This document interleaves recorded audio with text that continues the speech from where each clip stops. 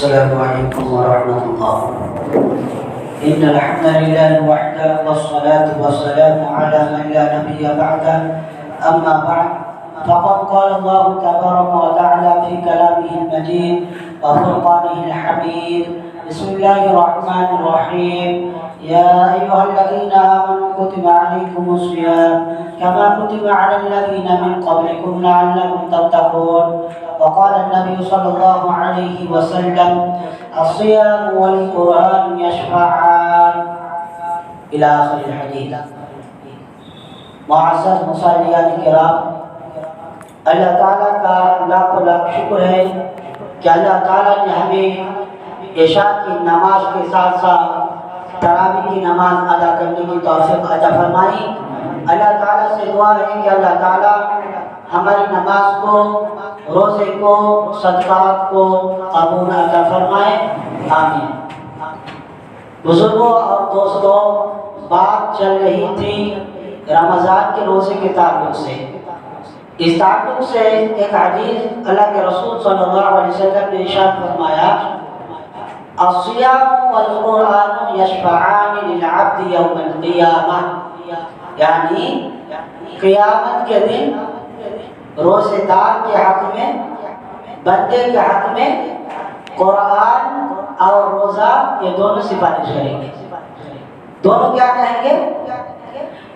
یقول الصیام اے ربی منعته الطعام والشہوہ فشفعنی فیہ۔ روزہ کہے گا یا اللہ تعالیٰ میں نے تیرے اس بندے کو کھانے سے روکا، میں نے تیرے بندے کو شہوت سے روک کے رکھا، اس لیے تو میرے وسیلے سے اس کی سفارش کر دے۔ وَيَقُولُ الْقُرْآن، قرآن کہے گا اے ربی منعته النوم باللیل، اے اللہ تعالیٰ میں نے تیرے اس بندے کو رات میں سونے سے روک کے رکھا۔ دوسرے لوگ سوتے رہے لیکن تیرا یہ بندہ میری تلاوت یعنی قرآن کی تلاوت کرتے رہے، اس لیے اللہ تعالیٰ میرے وسیلے سے تو اس بندے کی سفارش کر دے۔ فیشفعان، لہذا قرآن اور روزے دونوں کی سفارش قبول کر دی جائے گی اور دونوں کو جنت میں داخل کر دے گی۔ تو کتنی بڑی فضیلت روزے کی کہ روزے کے بدولت اللہ تعالیٰ روزے دار کو معاف فرما دے گا اور روزے کی سفارش کو قبول کر لے گا۔ اسی طرح سے قرآن کی سفارش کو بھی اللہ تعالیٰ قبول کر لے گا۔ یہ روزے کی اہمیت ہے۔ اسی طرح سے اللہ کے رسول صلی اللہ علیہ وسلم نے ارشاد فرمایا الصوم جنۃ من النار کجنۃ احدکم من القتال، یعنی روزہ یہ ڈھال ہے جس طرح سے جنگ کے میدان میں ایک آدمی ڈھال کے ذریعے سے اپنا بچاؤ کرتا ہے، اپنی حفاظت کرتا ہے، ٹھیک اسی طرح سے ایک روزہ دار اپنے روزے کے ذریعے سے جہنم سے اپنی حفاظت کر لیتا ہے۔ روزہ ڈھال ہے کس سے؟ جہنم سے بچنے کے لیے انسان کو بچاتا ہے روزہ جہنم سے۔ پہلے زمانے میں کیا ہوتا تھا، جب لوگ لڑتے تھے جنگ کے میدان میں تو ان کے پاس ایک ڈھال رہتی تھی، لوہے کی ڈھال، اس کے ذریعے وہ اپنی حفاظت کرتے تھے۔ جیسے کوئی تلوار چلا رہا ہو، ڈھال میں روکنا۔ ٹھیک جس طرح سے ڈھال جنگ کے میدان میں انسان کی حفاظت کرتی ہے، ٹھیک اسی طرح سے روزہ انسان کی حفاظت کرتا ہے جہنم سے بچنے کے لیے۔ یہ اتنی بڑی فضیلت روزے کی۔ اب روزے تو بہت سارے لوگ رکھتے ہیں لیکن روزہ سب کی حفاظت نہیں کرتا۔ حدیث سنیے، اللہ کے رسول صلی اللہ علیہ وسلم نے ارشاد فرمایا لیس الصیام من الاکل والشرب انما الصیام من اللغو والرفث فإن صابك احد او جهل عليك فقل انی صائم صائم۔ اللہ کے رسول صلی اللہ علیہ وسلم نے ارشاد فرمایا لیس الصیام من الاکل والشرب، کھانے پینے کا نام صرف روزہ نہیں ہے، افطاری کر لیے، سحری کر لیے، اس کا نام روزہ نہیں ہے۔ افطاری میں پیٹ بھر کے کھا لیے، سحری میں پیٹ بھر کے کھا لیے، پورا دن نہ کھاتے رہے، روزے کی ادائیگی ہو گئی۔ اللہ کے رسول صلی اللہ علیہ وسلم نے فرمایا کوئی یہ ہرگز نہ سوچے کہ روزہ ہے۔ اللہ کا مقصد یہ نہیں ہے کہ مسلمان نہ کھائے، اللہ کا مقصد یہ ہرگز نہیں ہے کہ مسلمان کھانے پینے سے روکے رکھے۔ اصل مقصد کیا ہے؟ انما الصیام من اللغو والرفث سے اصل مقصد یہ ہے کہ روزہ، اصل روزہ وہ ہے جو انسان کو بے خودگی سے، برائی سے، بے شرمی سے اور بے حیا سے روکے۔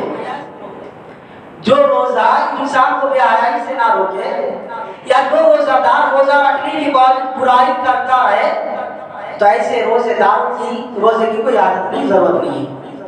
اللہ کے رسول نے فرمایا اصل روزہ کیا ہے؟ جو روزہ انسان کو بے حیائی سے روکے، برائی سے روکے۔ فَإِنسَانَ فَقَرَعَةٌ اور جاہل علیکہ، اللہ کے رسول نے فرمایا اگر روزے کی حالت میں تمہیں کوئی گالی دے اور جاہل علیکہ، یا تمہارے ساتھ مورختہ سے پیش آئے، جہالت سے پیش آئے، بکواس کرتے رہے، ایڈوانس بکتے رہے، تو تم کیا کرو؟ اس کے ساتھ جہالت سے مت بکو، بکواس مت کرو، تم اس کو گالی مت دو، بلکہ ایسی صورت میں تم کہنا اے اللہ کے بندہ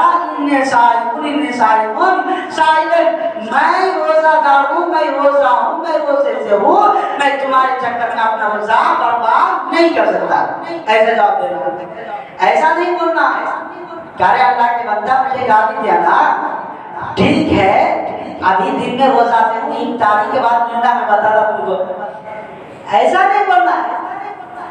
میں اتنے صائم میں روزے سے ہوں، میں برائی نہیں کر سکتا، صرف روزے کا ملی دوسرے دن میں بھی آدمی برائی سے روکنا چاہیے۔ اوقات الگ یا کوئی جھگڑا کرے، ایسی صورت میں کیا کہنا؟ میں روزے سے ہوں، وہاں پہ سرنڈر کر دینا اپنے آپ کو، اس کے ساتھ جہاد سے پھر نہ آنا۔ کیا پتا چلا روزے کا اصل مقصد ہے کہ آدمی کو بے حیائی سے اور برائی سے روکے۔ کیسے؟ ایک روزے دار کے دل میں یہ احساس ہونا چاہیے، کیا احساس؟ کہ جب میں روزے کے واسطے کھانا پینا جو حلال چیز ہے، بیوی سے ملنا جو حلال چیز ہے، جب میں روزے کے واسطے جائز اور حلال چیز کو چھوڑ سکتا ہوں، تو گالی دینا، جھگڑا کرنا، بکواس کرنا یہ حرام چیز ہے، تو میں اس کو کیوں نہیں چھوڑ سکتا؟ جب آدمی روزے کے حالات میں حلال چیز کو چھوڑ دیتا ہے تو اس پر زیادہ لازم ہے کہ وہ حرام چیز کو بدلنے اولا ترک کرے اور چھوڑ دے، تب جا کے روزے کی اصل ادائیگی ہوگی۔ خاص طور سے روزے کی حالت میں انسان کا لازم ہے کہ وہ جھوٹ سے بچتا رہے۔ کیوں؟ جھوٹ انسان کو بہت ساری برائیوں کی طرف کھینچتا لے کے چلا جاتا ہے۔ اللہ کے رسول صلی اللہ علیہ وسلم نے ارشاد فرمایا من لم يدع قول الزور والعمل به فليس لله حاجة ان يدع طعامه وشرابه۔ اللہ کے رسول صلی اللہ علیہ وسلم نے ارشاد فرمایا جو روزے کی حالت میں بھی جھوٹ بولنا نہیں چھوڑتا اور جھوٹ پر عمل کرنا نہیں چھوڑتا، اللہ تعالیٰ کو کوئی حاجت نہیں ہے، اللہ کو ایسے آدمی کی روزے کی کوئی ضرورت نہیں ہے، چاہے وہ کھائے پیے یا نہ کھائے، ایسے روزے سے اللہ کا کوئی مطلب نہیں ہے۔ روزے کا مقصد ہے آدمی برائی سے رک جائے، خاص طور سے جھوٹ سے رک جائے۔ کیوں؟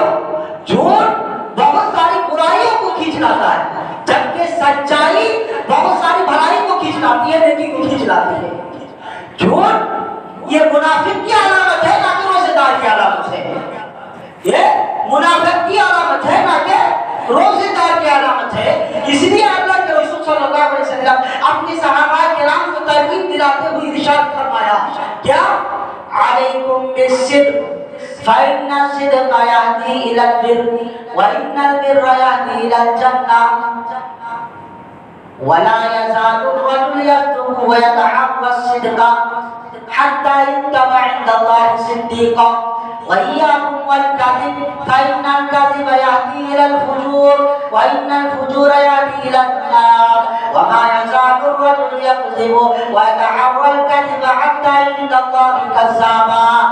اللہ کے رسول صلی اللہ علیہ وسلم نے ارشاد فرمایا اے میرے صحابہ کرام، اے میری امت کے لوگوں، علیکم بالصدق، تم پر سچائی لازم ہے، تم ہمیشہ سچ بولتے رہو. کیوں؟ فإن الصدق يهدي إلى البر، سچائی انسان کو نیکی کی طرف لے جاتی ہے. وإن البر يهدي إلى الجنة، اور نیکی انسان کو جنت کی طرف لے جاتی ہے. گویا کہ سچ کہنا جنت میں جانے کا ذریعہ ہے اور جھوٹ بولنا جہنم میں جانے کا ذریعہ ہے. اللہ کے رسول نے فرمایا وَمَا يَزَالُ الرَّجُلُ يَصْدُقُ وَيَتَحَرَّى الصِّدْقَ حَتَّى يُكْتَبَ عِندَ اللَّهِ صِدِّيقًا. ایک آدمی سچ بولتا رہتا ہے اور ہمیشہ سچ بولنے کی کوشش کرتا ہے یہاں تک کہ اللہ کے نزدیک ایسے آدمی کو صدیق لکھ دیا جاتا ہے. صدیق یعنی سچ بولنے والا. وَإِيَّاكُمْ وَالْكَذِبَ، لیکن اے میری امت کے لوگوں جھوٹی باتوں سے بچ کے رہنا. فَإِنَّ الْكَذِبَ يَأْتِي إِلَى الْفُجُورِ، اس لیے کہ جھوٹی بات انسان کو برائی کی طرف مائل کرتی ہے. وَإِنَّ الْفُجُورَ يَأْتِي إِلَى النَّارِ، اور برائی انسان کو جہنم میں داخل کر دیتی ہے. گویا کہ جھوٹ بولنا جہنم میں جانے کا ذریعہ اور وسیلہ ہے. وَمَا يَزَالُ الرَّجُلُ يَكْذِبُ وَيَتَحَرَّى الْكَذِبَ حَتَّى يُكْتَبَ عِندَ اللَّهِ كَذَّابًا، یہاں تک کہ ایک آدمی ہمیشہ جھوٹ بولتا رہتا ہے اور اتنا جھوٹ بولتا ہے، اتنا جھوٹ بولتا ہے کہ اللہ کے یہاں اس آدمی کو کذاب لکھ دیا جاتا ہے، یعنی بہت بڑا جھوٹا آدمی. اور جس کا اللہ کے رجسٹر میں کذاب آ جائے اس کا جنت میں جانا مشکل ہو جاتا ہے، چاہے وہ روزہ ہی کیوں نہ رکھے. اس لیے ضروری ہے انسان پر کہ وہ روزے کی حالت میں جھوٹ سے بچتا رہے، سچ بولتا رہے، اسی طرح سے دوسری برائیوں سے پرہیز کرتا رہے، اجتناب کرتا رہے. جھوٹ اتنا خطرناک پاپ اور گناہ ہے. بس ایک حدیث پیش کر دیتا ہوں. اللہ کے رسول صلی اللہ علیہ وسلم نے ارشاد فرمایا کوئی مذاق میں بھی جھوٹ نہ بولے. کیوں؟ فَوَيْلٌ لِلَّذِي يُحَدِّثُ وَيُضْحِكُ بِهِ الْقَوْمَ فَوَيْلٌ لَهُ. اللہ کے رسول صلی اللہ علیہ وسلم نے ایسے شخص کے لیے 3 مرتبہ ویل اور بربادی کی دعا کی. کیا؟ ایسے شخص کے لیے ہلاکت اور بربادی ہو، ایسے شخص نقصان میں ہے، ایسے شخص بربادی ہو، ہلاکت ہو ایسے شخص کے لیے. کس شخص کے لیے؟ جو جھوٹ بول کر کے دوسرے کو ہنسانے کا کام کرتا ہے، جھوٹا لطیفہ سنا کر کے، جھوٹا واقعہ سنا کر کے، اور جھوٹی کہانیاں سنا کر کے، اور من گھڑت حدیثیں سنا کر کے لوگوں کے دل کو بہلانے کا جو کام کرے. اللہ کے رسول نے کہا ایسا شخص برباد ہو، برباد ہو، برباد ہو. کتنے ایسے علماء جو اللہ کے رسول کے نام پر جھوٹی حدیثیں لوگوں کے درمیان پرچار کرتے رہتے ہیں. شعبان کی فضیلت میں نئی نئی حدیث اور محرم کی فضیلت میں نئی نئی حدیث، سب اپنے گھر سے حدیثیں من گھڑنے کے آتے ہیں. ایسے شخص کو سوچنا چاہیے. اللہ کے نبی صلی اللہ علیہ وسلم نے ارشاد فرمایا من کذب علی متعمدا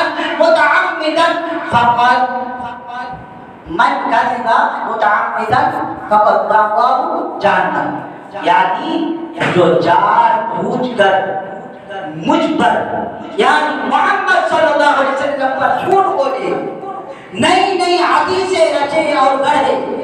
اللہ کے رسول صلی اللہ علیہ وسلم نے فرمایا فقد باء مقعده من النار، تو ایسے شخص نے اپنا ٹھکانہ جہنم میں بنا لیا.